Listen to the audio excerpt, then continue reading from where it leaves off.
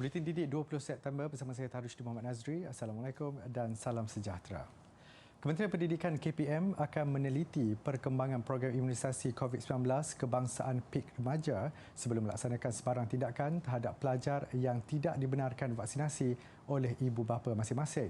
Menteri Kanan Pendidikan Datuk Dr. Razzie Jidin berkata, program itu baru sahaja bermula di seluruh negara. Justru penerimaannya belum dapat dipastikan lagi. Siang tadi, 323 murid SMK Putrajaya Presin 81 menjadi kumpulan pertama menerima vaksin COVID-19 selepas pelancaran program untuk remaja secara rasmi siang tadi. Sekolah berkenaan terlibat sebagai PPV sementara sepanjang program imunisasi bagi remaja di Putrajaya. Datuk Dr. Razzie berkata proses vaksinasi itu berjalan dengan teratur dan tersusun. Program ini telah berjalan di beberapa buah negeri dan insya-Allah di mana yang kami bincang bersama, kita akan usahakan supaya seramai mungkin murid dapat divaksinkan dalam masa yang terdekat. Kementerian Pendidikan katanya akan bekerjasama dengan KKM dan pasukan petugas khas imunisasi COVID-19 CITF bagi membantu pendaftaran murid untuk tujuan vaksinasi serta mengenal pasti sekolah untuk dijadikan PPV. Secara keseluruhan, 377,591 murid berumur 16 tahun dan 371,676 murid berusia 17 tahun di seluruh negara. Alhamdulillah, saya bersyukur sebab dengan adanya vaksin kita rasa lega sikitlah nak hantar anak ke sekolah. Lagipun dah lama-lama kat rumah, so diorang pun bakal SPM. So dengan adanya vaksin tu rasa selamat sikit. Saya heran kenapa ibu bapa banyak ibu bapa yang takut sebenarnya. Tapi sebenarnya benda ni kan untuk this is how the thing is moving. Kita terpaksa ikut keadaan semasa. Takkan you seorang nak duduk kat rumah tak nak vaksin, tak nak keluar mana-mana. Selamat sebab dah vaksin. So memang selamat and saya pun excited dapat buat face to face balik sebab selama ni online memang a whole new world. So akhirnya dapat buat vaksin and boleh continue physical lesson memang baguslah untuk SPM student ya. Pemberian vaksin remaja telah bermula di Sarawak pada 8 September lalu, diikuti Labuan 11 September dan di Sabah pada 16 September. Untuk rekod sehingga 16 September lalu, 85,076 remaja menerima dos pertama dan tiada kesan sampingan serius dilaporkan. Sementara itu, Kementerian Kesihatan KKM akan mengumumkan senarai pusat pemberian vaksin PPV secara jumpa terus atau walk-in kepada golongan remaja berusia 18 tahun ke bawah esok. Menterinya Khairi Jamaluddin berkata beberapa PPV sedia ada yang sedang beroperasi ketika ini akan digunakan bagi pemberian suntikan pelalian kepada kumpulan terbabit. Siang tadi, Khairi bersama Menteri Kanan Pendidikan Datuk Dr. Razzie Jidin melancarkan program imunisasi COVID-19 kebangsaan remaja peringkat kebangsaan di Sekolah Menengah Kebangsaan SMK Presin 81. Jelas Khairi, selain secara jumpa terus, pemberian vaksin kepada remaja juga dilakukan secara jangkau luar di sekolah. Jadi ada dua kaedah, sama ada menunggu tarikh daripada sekolah yang akan menjadi PPV ataupun boleh pergi ke mana-mana PPV ataupun PPV yang akan dikenal pasti supaya dapat dilaksanakan secara walk-in. Akhir kata, saya juga ingin ingatkan bahawa borang konsen daripada ibu bapa sangat penting untuk diisi dan untuk ditandatangani di depan pengamal perubatan ataupun doktor sebelum mendapat vaksin dan juga selepas menerima vaksin dinasihati kepada penerima vaksin remaja supaya mengelak daripada apa-apa aktiviti kecergasan selama seminggu.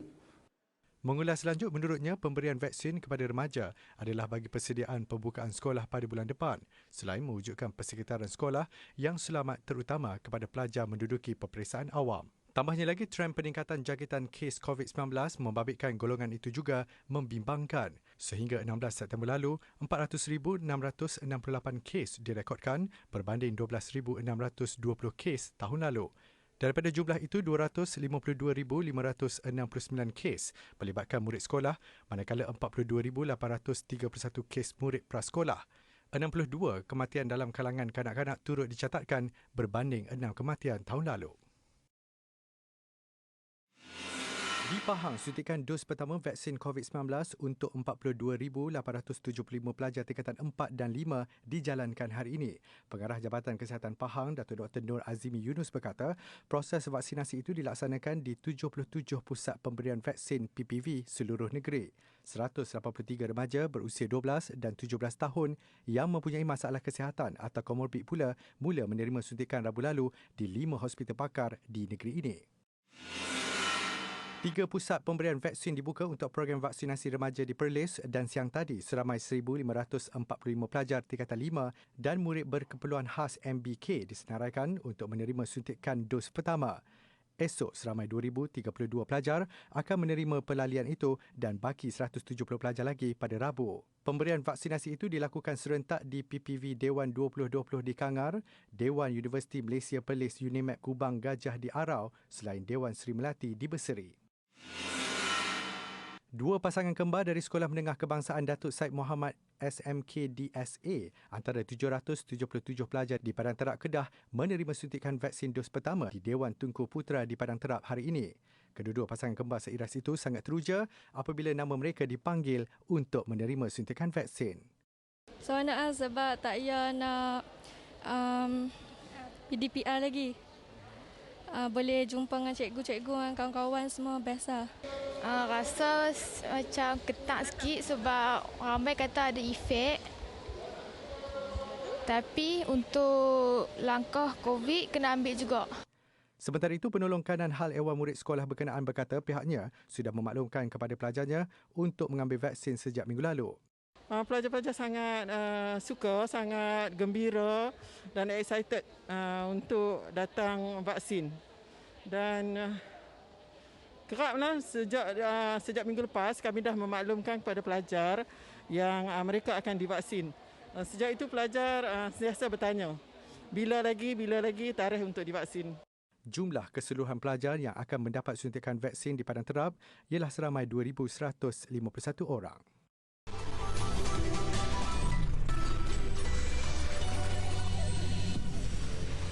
Bertemu kembali. Setakat 13 September lalu, 4,422 murid sekolah di bawah Kementerian Pendidikan KPM telah kehilangan ibu bapa atau penjaga akibat COVID-19. Menteri Pembangunan Wanita, Keluarga dan Masyarakat Datuk Seri Rina Harun berkata, daripada jumlah itu 154 kanak-kanak menjadi yatim piatu apabila kehilangan kedua-dua ibu dan ayah. Datuk Seri Rina menjelaskan kementerian telah mengambil inisiatif dan langkah-langkah bagi memberi bantuan serta sokongan kepada kanak-kanak terjejas antaranya dengan menyalurkan pemberian bantuan kewangan.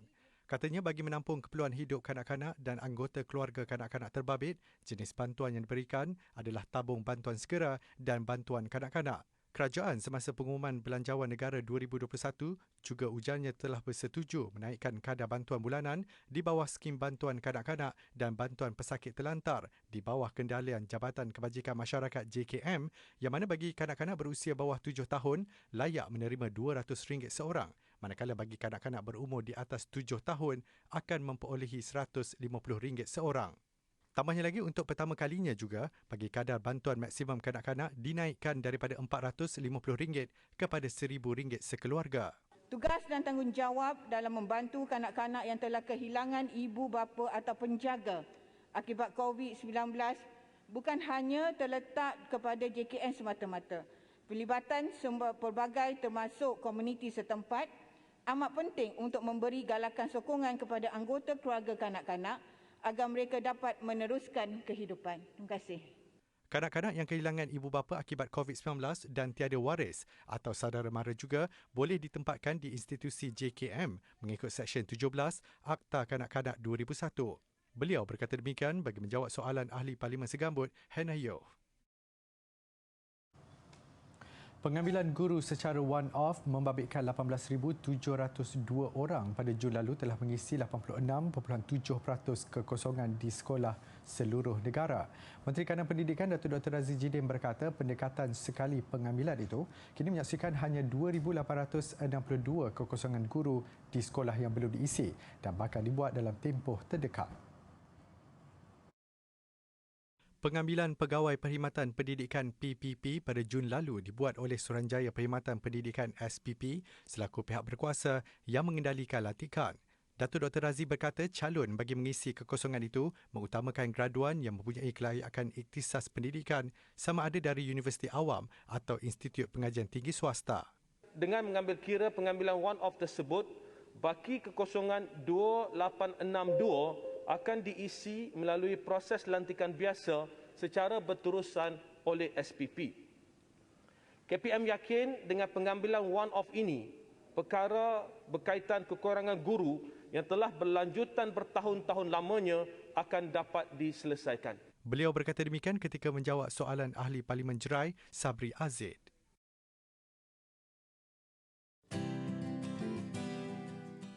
Aloe vera atau lebih dikenali sebagai pokok lidah buaya adalah antara tumbuhan semula jadi yang banyak khasiat kepada manusia sama ada untuk kegunaan luaran maupun dalaman. Jika dilihat pada struktur tumbuhan itu sendiri, bahagian luar daunnya yang keras dan tebal secara semula jadi memerangkap dan menyimpan air yang kemudiannya berubah kepada bentuk jeli.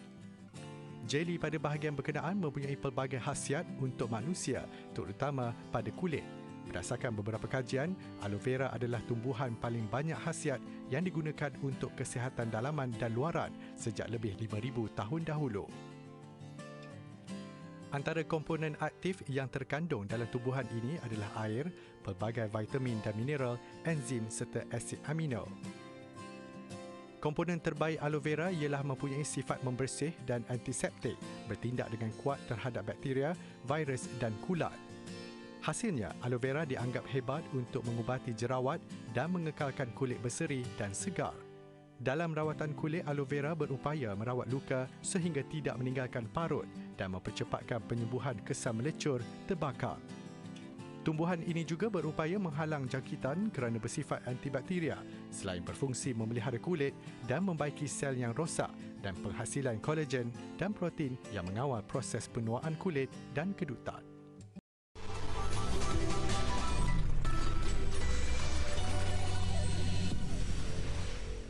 Baik, ketika ini banyak sektor ekonomi sudah dibuka dalam usaha kerajaan membawa keluar rakyat daripada kemeluk kewangan. Ini termasuklah rekreasi dan pelancongan, membawa kepada kegairahan ibu bapa untuk berpusu-pusu, membawa keluarga ke destinasi tertentu untuk aktiviti riadah dan percutian. Namun, wajarkah meletakkan anak-anak dalam risiko jangkitan COVID-19 semata-mata untuk memberi keseronokan di dunia luar? Menurut laporan Jawatankuasa Khas Jaminan Akses Bekalan Vaksin COVID-19 JKJAV, setakat semalam lebih 18.45 juta individu atau 78.8% daripada populasi dewasa di negara ini sudah melengkapkan suntikan vaksin COVID-19. Sementara lebih 22 juta individu telah menerima sekurang-kurangnya satu dos vaksin. Biarpun negara mensasarkan imuniti kelompok, sekurang-kurangnya 80% populasi negara lengkap divaksinasi awal Disember depan, ia tidak bermakna anda sewenang-wenangnya bebas membawa anak-anak bercuti dan beriadah tanpa memikirkan risiko. Kanak-kanak berumur kurang daripada 12 tahun tidak disenaraikan dalam fasa vaksinasi COVID-19. Ini kerana tiada data keselamatan vaksin yang lengkap dan yang menyeluruh untuk golongan ini. Di samping itu, kita harus berprihatin bahawa kanak-kanak mempunyai risiko yang sama seperti orang dewasa dalam penyebaran dan kemungkinan untuk dijangkiti virus ini. Tidak dinafikan ada ibu bapa dalam dilema untuk membawa anak-anak keluar rumah. Namun setelah berbulan-bulan lamanya ibarat terkurung di dalam rumah, pastinya timbul kebimbangan untuk meredakan ketegangan emosi dan mental anak-anak. Pulau-pulau, pantai dan sungai pastinya antara lokasi yang menjadi tumpuan. Antara faktor-faktor yang boleh mengurangkan risiko penularan adalah berapa ramai orang. Lagi ramai orang, lagi sikit orang, lagi kurang risiko. Lagi ramai orang, lagi tinggi risiko. Adakah orang di sekeliling telah mendapat vaksin penuh? Amalkan penjarakan sosial. Adakah orang di sekitar memakai mask? Bagaimana kes komuniti di kawasan anda? Sekiranya tinggi, elaklah keluar daripada rumah. Berapa lama tempoh berinteraksi? Lagi sekejap, lagi bagus. Dengan informasi ini, saya harap ibu bapa akan berfikirlah terlebih dahulu sebelum terburu-buru untuk membawa anak-anak kita keluar ke tempat yang sesak. Kita masih boleh menggembirakan anak-anak kita di persekitaran yang selamat. Langkah untuk menghalang ibu bapa membawa anak-anak keluar dilihat tidak lagi relevan. Namun, ibu bapa perlu mempunyai sifat tanggungjawab dan kepekaan yang lebih tinggi apabila mendedahkan anak-anak di luar.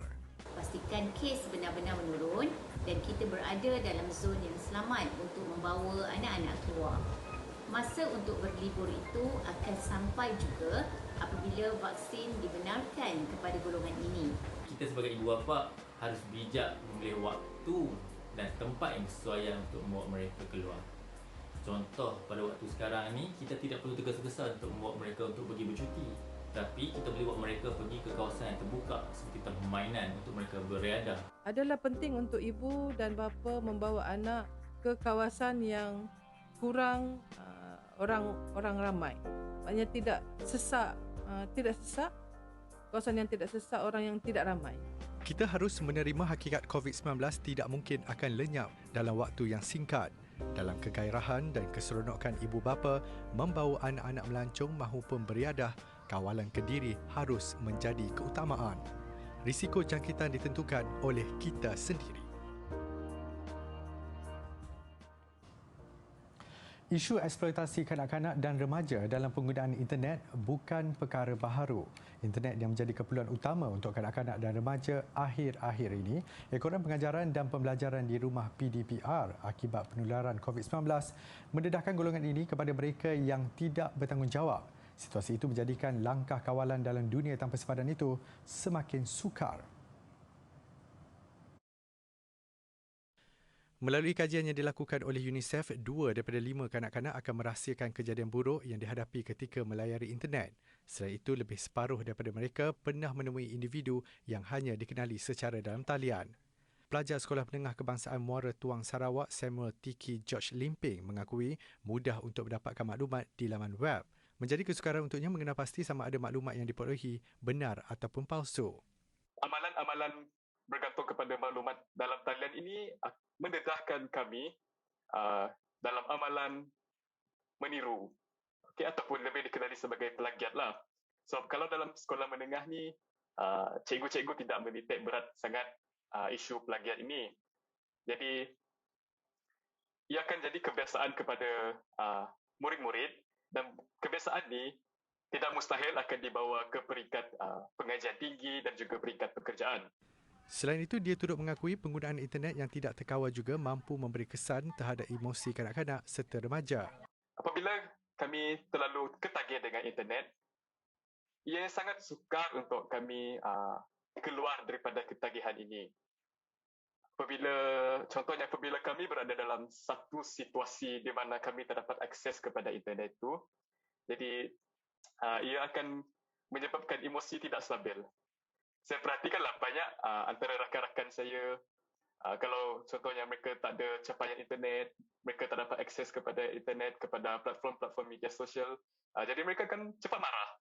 Mereka akan merajuk. Kebimbangan yang sama turut disuarakan seorang ibu, Dr. Suzana Suhailawati Muhammad Siddiq. Jadi hal yang paling menakutkan adalah platform seperti laman media sosial, kerana ia boleh memberi peluang kepada orang yang tidak dikenali untuk mendekati anak kita. Saya juga bimbang tentang keselamatan mereka dalam talian. Jadi kita banyak membaca tentang risiko kanak-kanak ataupun remaja yang diganggu dan dibuli dalam talian. Banyak risiko yang perlu kita pertimbangkan. Mereka mungkin melihat kandungan yang berbahaya. Ini yang paling menakutkan.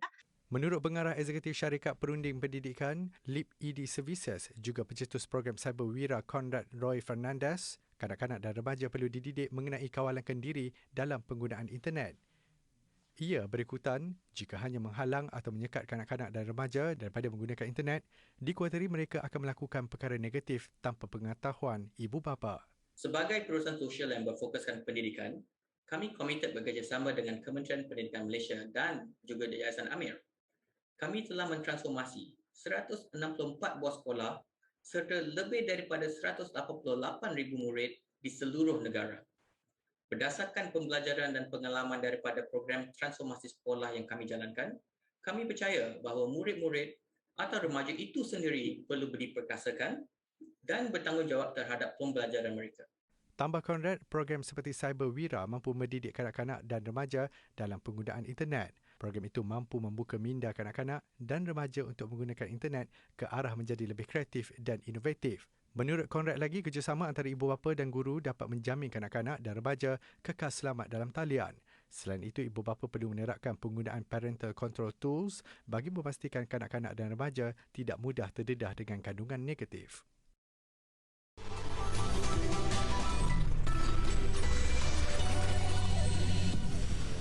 Sukan, aksi Bundesliga Jerman, dua jaringan Erling Haaland membantu Borussia Dortmund meraih 3 mata penuh hasil kemenangan 4-2 ke atas Union Berlin.